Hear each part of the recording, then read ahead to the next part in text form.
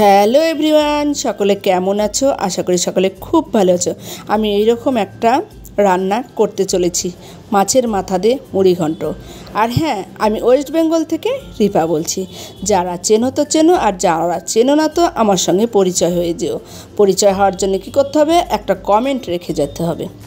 দেখো, মাছের মাথাটা আমি হলুদ লবণ দিয়ে সুন্দর করে লাল করে ভেজে তুলে নিলাম। এবারে ওই তেলের মধ্যে আমি ডুমো ডুমো করে কেটে রাখা আলুটা একটু হলুদ আর লবণ দিয়ে ভেজে তুলে নেব। মুড়ি ঘন্ট তো তোমরা সবাই জানো করতে, আমি কিভাবে করি সেটাই আমি তোমাদের সঙ্গে শেয়ার করলাম। ভালো লাগলে একটু ছড়িয়ে দিও আর একটা কমেন্ট রেখে যেও, তাহলে আমি তোমাদের পরিবারে চলে যাব। এই দেখো, ফোড়নে আমি একটু দারচিনি, এলাচ, তেজপাতা আর শুকনো লঙ্কা দিয়েছিলাম।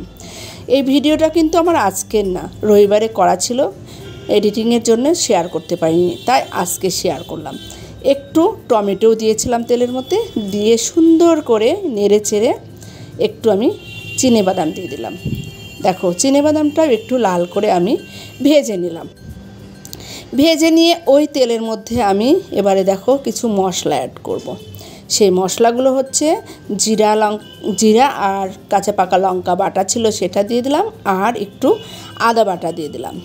এটা পরিমাণ মতো তোমরা দেবে, যেহেতু আমার পরিমাণটা অল্প ছিল সেটা মশলা আমি অল্প দিলাম, তোমাদের পরিমাণ অনুযায়ী তোমরা দেবে। আর একটু সামান্য পেঁয়াজ বাটা দেবে।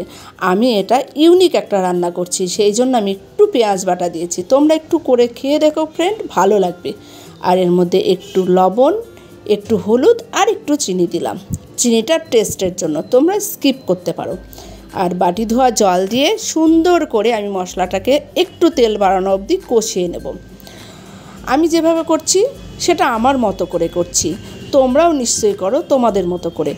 তাই রান্নাটা যার যার হাতের ব্যাপার। দেখো, মশলাতে তেল বেরিয়ে গেছিলো। আর এখানে আমি গোবিন্দভোগ চাল, প্রায় ওই 150 থেকে 200 গ্রামের মতো চাল ছিল, সেটা আমি এর মধ্যে দিয়ে দিলাম। প্রায় 200 গ্রামের মতো আমি চাল নিয়েছিলাম। নিয়ে সেটাকে আমি এর মধ্যে এবার সুন্দর করে ভেজে নেব। ভাজাটাই কিন্তু টেস্টটা বাড়িয়ে দেবে, তাই সুন্দর করে অল্প আছে সুন্দর করে দেখো আমার ভাজা হয়ে গেল। এবারে আমি এর মধ্যে উষ্ণ গরম জল দিয়ে দিলাম। জলটা আমি পরিমাণ মতো দিলাম, তোমরাও তোমাদের পরিমাণ মতো জলটা দেবে। দেখো, এর মধ্যে দেখো জলটা প্রায় মাছ শুকিয়ে এসেছে, তখন আমি ভেজে রাখা আলু আর মাছের মাথা দিয়ে দিলাম। দিয়ে আমি এবার নিভা আছে সুন্দর করে ঢেকে রেখে দেব। যেহেতু অল্প জল আছে, দেখো চালটা প্রায় কিন্তু সেদ্ধ হয়ে এসেছে। প্রায় মিনিট 20 ঢেকে রেখেছিলাম, 15 থেকে 20 মিনিট আমি একদম নিভা আছে ঢেকে রেখেছিলাম। দেখো, এবার আমার খুব সুন্দর করে ঝরঝরাও হয়ে গেছে, আর দেখো চালটাও আমার সেদ্ধ হয়ে গেছে।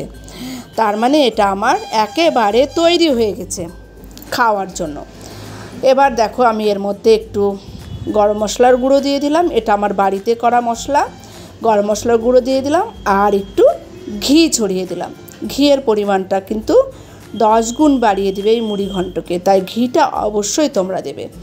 ঘি গরম মশলা দেওয়ার পরে কিছুক্ষণ আমি কড়াইতে ঢেকে রেখেছিলাম।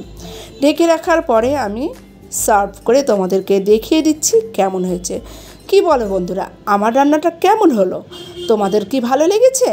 তাহলে যদি ভালো লাগে একটু ছড়িয়ে দিও, আর একটা কমেন্ট রেখে যেও, কমেন্ট ধরে তোমাদের পরিবারে চলে যাব। এই দেখো, কি সুন্দর মুখরোচক একটা মুড়ি ঘন্ট আমি তৈরি করে নিয়েছি। আমার কাছে তো খুব সুন্দর হয়েছিল। তোমাদের কাছে কেমন লাগলো জানাবে। শুভ বিকেলের শুভেচ্ছা রইল সকল বন্ধুদের। নমস্কার।